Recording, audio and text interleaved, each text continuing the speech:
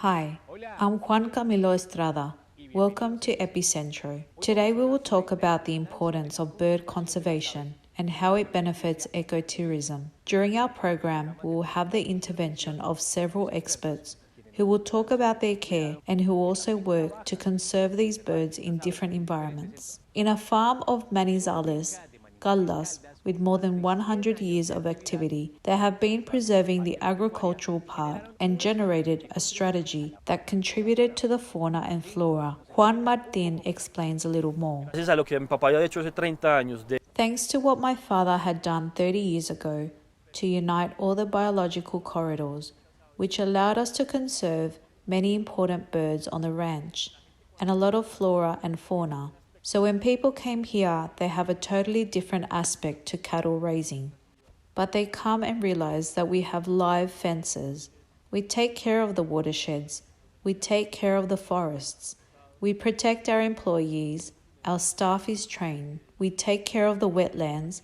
We have many actions in favor of the environment. So that this is where it starts to be like a spectacular balance between livestock, conservation, and obviously birds.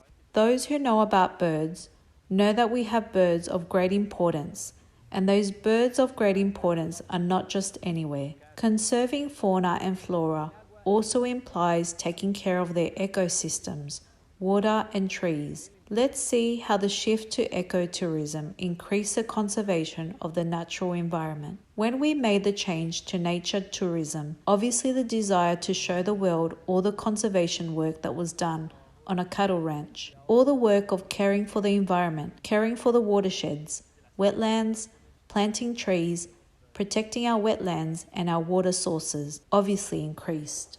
So that is where we got the desire. We wanted to show Colombia and why we are a green business, and we wanted them to come and meet us and show them that we are a green business. Birdwatching is one of the branches of ecotourism that offers us greater harmony and empathy with the nature that surrounds us. Let's take a look at birdwatching tourism in Colombia. Birdwatching tourism in Colombia is a tourism that is just being born. However, worldwide, the United States, England, and even the Asian market is a giant market. It is a huge market that we do not have how to supply if they want to come here to Colombia. It is a market where most of our customers are over 50 years old, foreigners, mostly from the United States, England, Canada, France, and it is also a very important Asian market that arrived before the pandemic. We have been working for 2 years, receiving almost more than 1,500 people here at Hacienda El Bosque to do all the bird watching and photography tours. However, as we have seen the business was stagnating, we have very few rooms in the lower part. We could not supply large groups. So, 2 years ago, I decided to start looking for alternatives so that our clients could stay here and to create a lodge, which is a nature lodge, specialized in nature lovers. We specialize a lot in photographers and bird watchers. So, the cabins and this restaurant have many things that satisfy the specific market. A study conducted by several international organizations defined that bird watching in Colombia can become one of the most profitable tourist activities in the country. Bird watching in Colombia annually generates revenues of more than US 9 million and attracts more than 15,000 bird watchers, according to the study. We believe that tourism is one of the best options and is one of the best productive alternatives to all the agricultural and livestock farming, because it generates knowledge, because it allows people to be more rooted in the paramo, to know a little more about the flora, to know a little more about the fauna, and to make known of all these wonders that we have. So, the only thing that tourism really generates is a positive impact as long as it is done in a sustainable and adequate way, having a carrying capacity, complying with all the requirements, but tourism is the best productive alternative that the countryside can have to generate employment, as I had said before, and so that people can have a greater rooting towards certain areas. In our case, we always hire people from the area or people who are raised in the countryside and train them, help them grow, and see this also as a life project, not as a job where you can stay for 1 or 2 months, but that they see this as a life project. It is very nice to know that, for example, Nestor, a person who is learning English, is interacting with the clients in English, doing his best. That for us as a company is great because we see that a person like this is growing. That is what tourism does: economic, social, environmental growth for the area. I believe that we must go down the road of tourism. Yes or yes. Bird watching benefits the communities through tourism, motivating them at the same time to take care of their habitat. As caretakers, they have special tasks to make tourists feel comfortable. For example, for those who go with the purpose of taking pictures, Juan Martin has several strategies to make them empathize with the birds. Our work here at the farm with the birds is to allow the client to be a little closer to the bird and to be able to interact much easier within the whole subject of photography. So we have many photography scenarios, among the most recognized of toucans, nalarias and hummingbirds.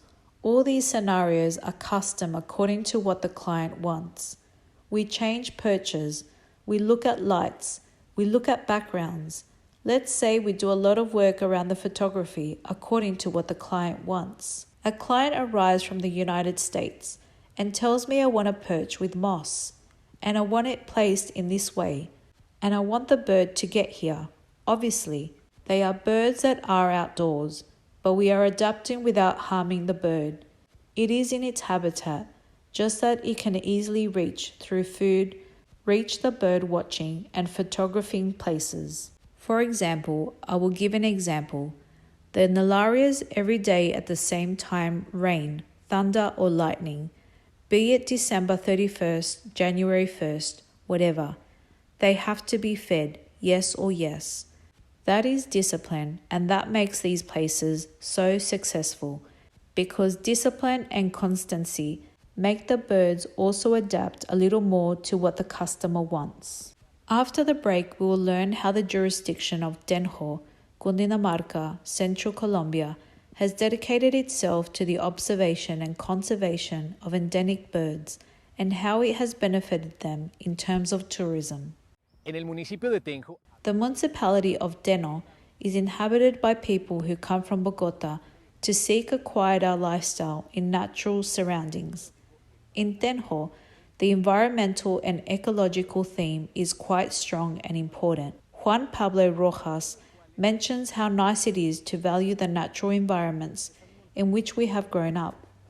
These mountains here in the valley of Denho, Dabio and Denho, are very important to me because about 3 years ago I started to walk them because of a taste that was the birds. I started to walk them to observe a lot of birds that I didn't know existed. For me, there were 5-6 birds, by far 10 birds. Today we have registered more than 180 species of birds.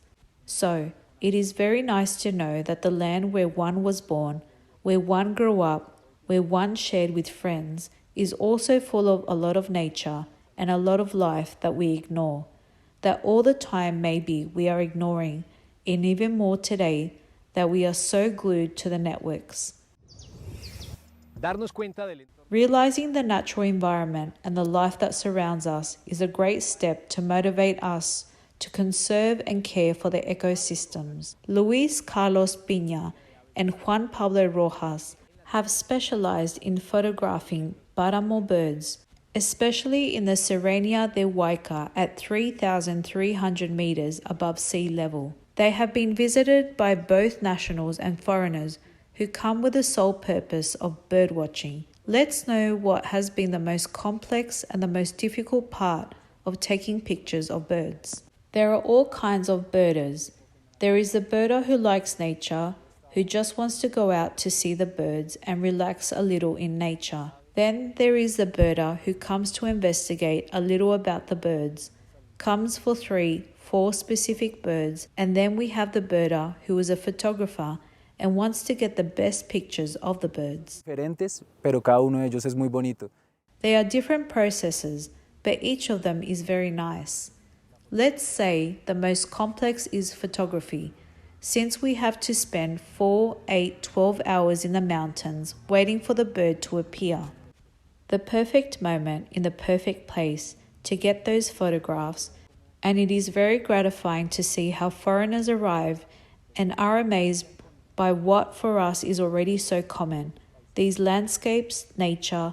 For them to see more than 20 birds in one day is already a lot, so they leave very happy, very content.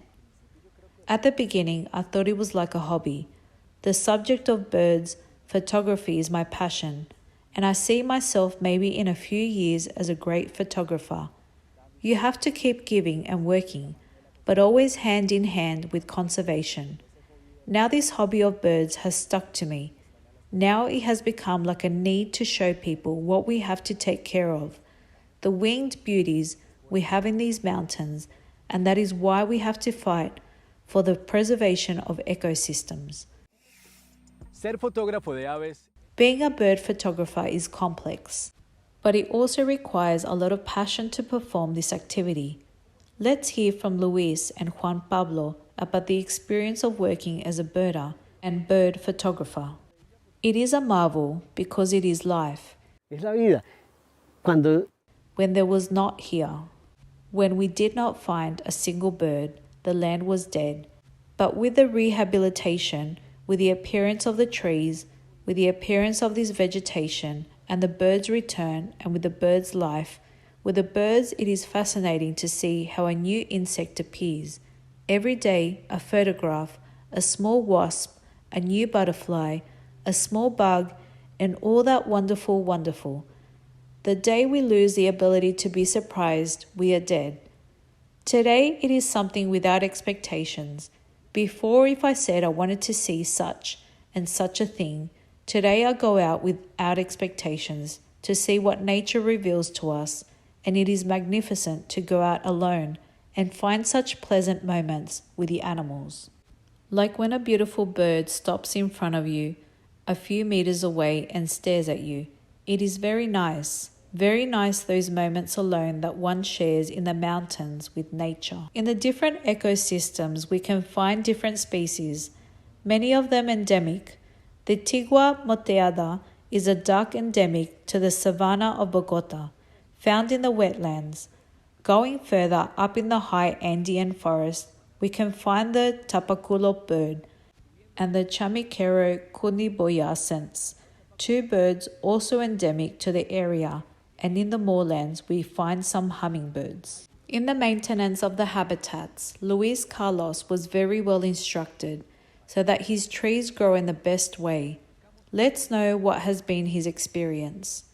When we started planting trees here, first we went to the books, and then the book told us that we had to open a hole of 40 by 40 by 50. And we started to do these things, and terrible failures happened. Because on the one hand, there was not much vegetation. Then, every little tree we planted was a feast for the crickets. But this land, here are some tendrils below. Then, when we made those holes, it was like a pot without drainage. And we planted the trees, and at first they were going well. And then suddenly came a hole of 40 by 40 by 50. And we started to do those things, and terrible failures happened. But this soil, here there are some tendrils below. So when we made those holes, it was like a pot without drainage, and we planted the saplings, and at the beginning they were going well. And suddenly the rainy season came, and the saplings dried up, and we took them out, and they no longer had roots. The whole root system had rotted, so one begins to look for other ways.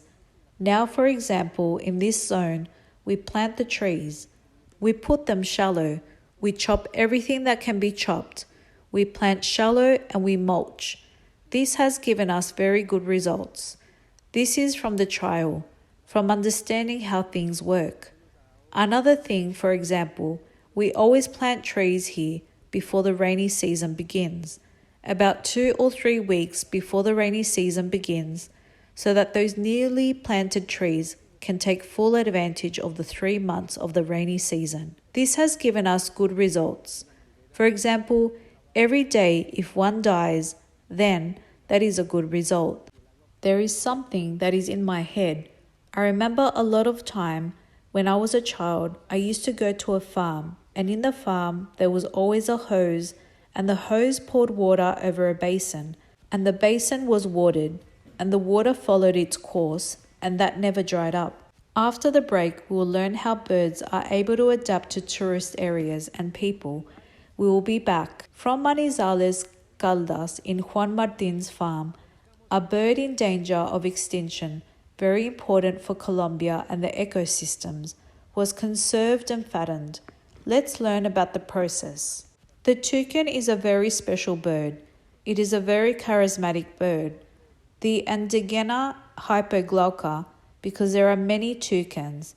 This is one of the toucans that are here, which is of great importance. It is the Andigena hypoglauca, which my dad called it Ambrosio, and Nestor calls it Brosio. He usually comes because it is a relationship of trust. I think it is a relationship of great friendship and trust, because they trust us and we trust them. To be able to breed this toucan, let's say that it took us 2.5 years since this project began. It was extremely complex until we were able to find strategies that Nestor and I were thinking of, to be able to assimilate a little bit of the fruits that they were eating, and that is how we were able to take him. But it was extremely complex, putting food in more than 40 places so that he could get there. Changing it every day, we almost couldn't, but we were able to do it. It was the same with the other birds that were fattened, in which we found a way and a strategy to be able to reach them more easily. The toucan is a charismatic bird of great importance and has a supremely complex conservation status at this time, has lost much habitat, has lost much conservation, so we are fortunate to have it here and to be able to take care of it and protect it, and we have found that there are more than 20 individuals, which for us is a reflection of the conservation that we have been doing. How nice! Now let's go to Tinamu, a reserve with lush tropical rainforest that offer bird watching for tourists and national and international experts. Luis Fernando Galvez, local guide of Tinamu, tells us how he managed to get the birds to adapt to his presence by managing above all respect and empathy. Birds do get used to certain types of people. For example, since they already know me and they get close, they get too close. For example, the Tinamu. I throw food to the Tinamu. Right now, I don't have it very well fed because of the pandemic, because not too many people have been coming. So he has many enemies. He has several predators, and several have already eaten me, because when you throw him food, he relaxes, and as he sees me and knows that I'm not doing anything to him, but it has reached the point where I'm 1 meter away, and with my phone I make a video of him eating there. I am standing here. I talk to him, and he just looks at me and comes back and continues in his rhythm. He does not pay attention to me, as if to say that he is not there, he does not exist. The same with the hummingbirds. The hummingbirds arrive at 6:30 in the morning without watering them, and they go and look for me, 1, 2, as if to say, what happened with today's feeding? That makes you believe or realize that they do understand and get used to you. Luis Fernando also tells us why forests change as birds change. As time goes by, the forest is changing. The birds, the insects, everything. Now, I don't know if you can see it. 6 years ago when I arrived, this vegetation was much thicker, the bajita. Now there are parts where it is disappearing, not completely, but then there are some plants that are resistant to the shade, and you can already see in the distance between the forest something that you could not see before. So this also changes the variation of species. You have to focus on going to a certain place to look for a certain species that was here before because this is no longer the place for it. The antbirds are birds that stay deep in the tangle where they are well covered, so you have to look for them at the edge of the stream. Before you used to find them here, but yes, the same birds are still there, but you have to move around and look for them again, in the same place but in another place. Birds seek to be comfortable in their habitat, and if their habitat changes, they find a place that meets their needs. Let us now listen to Luis Fernando's final invitation to help preserve and care for nature, just as he does every day. For example, I would like to invite people to live what I'm living now, to learn to conserve, to live among nature, to conserve water, nature, because it is something different. It is a totally different world. One lives among nature as I do. I live in a paradise. Thank God, and the days do not pass. It is a different thing. So I would like to invite people to learn to conserve, to learn to love nature, because thanks to this we are here. They are the birds. If we do not have nature, we have nothing. So that we learn to conserve. And so we end this new Epicenter program. To all of you who are always with us and are active, thank you very much. Remember that once this program is over, you can find it on our YouTube channel. I'm Juan Camilo Estrada, and I'll see you next time.